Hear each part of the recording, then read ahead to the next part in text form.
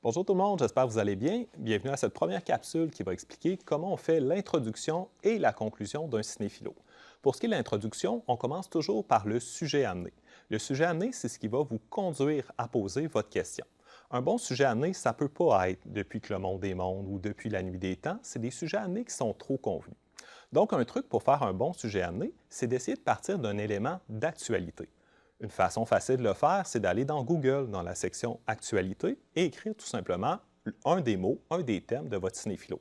Comme par exemple, pour cette capsule-là, nous allons travailler à partir de la question « Est-il moral de manipuler ?»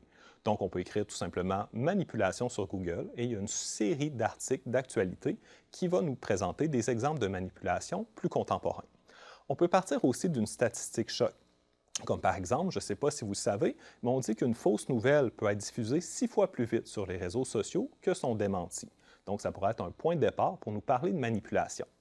Et finalement, on peut partir d'une autre œuvre qui a été faite où le thème de la manipulation est présent, comme par exemple le roman 1984 où la population est manipulée par Big Brother. Voici donc les 3 façons de faire un bon sujet amené. Ensuite, on arrive au sujet posé, où il faut tout simplement réécrire la question qui a été sélectionnée par votre groupe dans Cinéphilo. On n'a pas besoin de la reformuler, on n'a pas besoin de l'écrire autrement, on s'assure cependant de faire un lien fluide entre le sujet amené et le sujet posé. Et la manière de faire un lien fluide, c'est de s'assurer que notre question ne sort pas de nulle part. Donc, ne pas dire, par exemple, dans 1984, on parle de manipulation, la manipulation est-elle morale? Si on fait ça, la question sort un peu d'un chapeau. Donc, mieux vaut essayer de parler de moralité et de manipulation dans notre sujet amené pour ensuite arriver au sujet posé. Une fois qu'on a notre question posée, est-ce que la manipulation est morale? Il faut faire la définition de concept. On peut donc poser une question, faire une phrase clé du genre avant d'aller plus loin, il serait pertinent de définir nos concepts » et ensuite on présente les mots importants de notre question. Dans ce cas-ci, ce serait manipulation et moralité. Qu'est-ce qu'une bonne définition?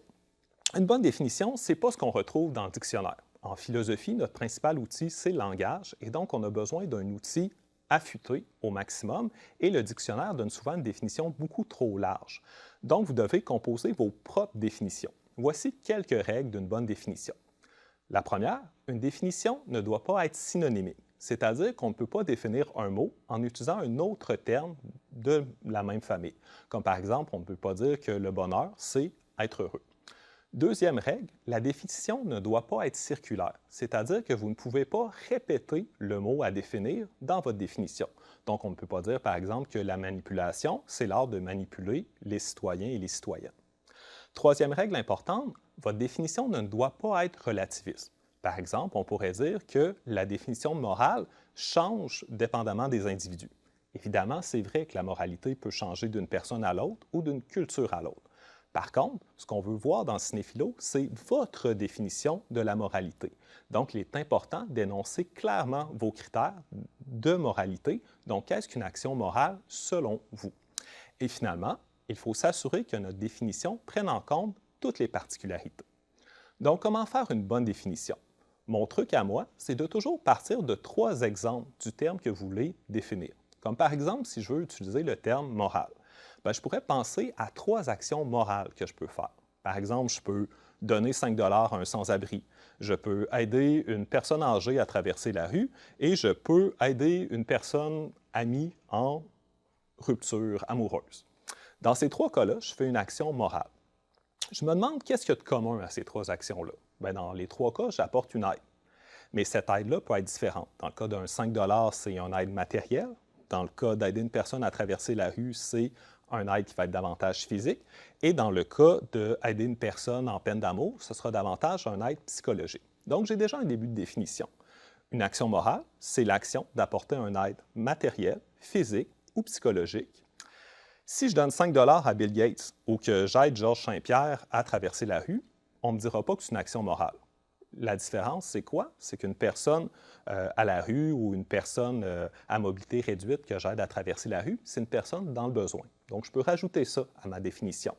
Donc, ma définition deviendra une action morale est une action dans laquelle on apporte une aide physique, psychologique ou matérielle à une personne dans le besoin.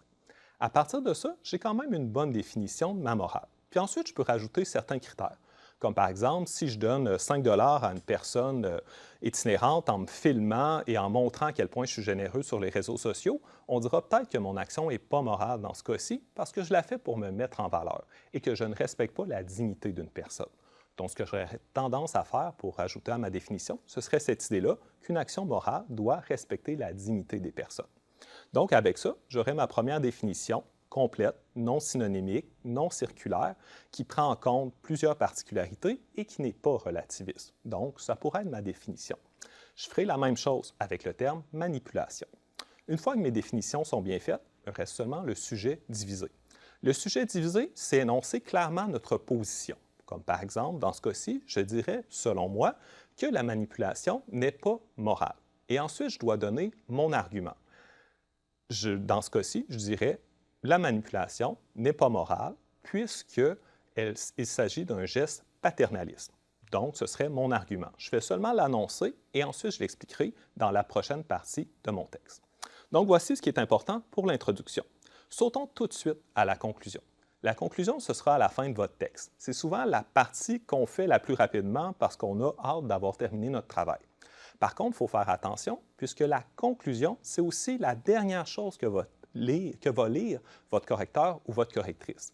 Il est donc important de laisser votre lecteur ou votre lectrice sur une bonne impression. On vous demande seulement deux choses pour la conclusion.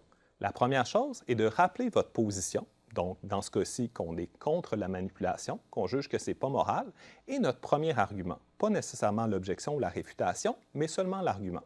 Donc, dans ce cas-ci, je dirais, pour conclure, nous avons vu que la manipulation n'est pas morale puisque c'est un geste paternaliste.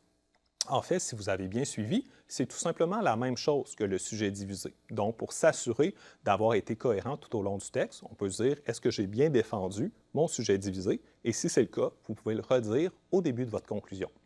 Et ensuite, il faut ouvrir avec une nouvelle question philosophique.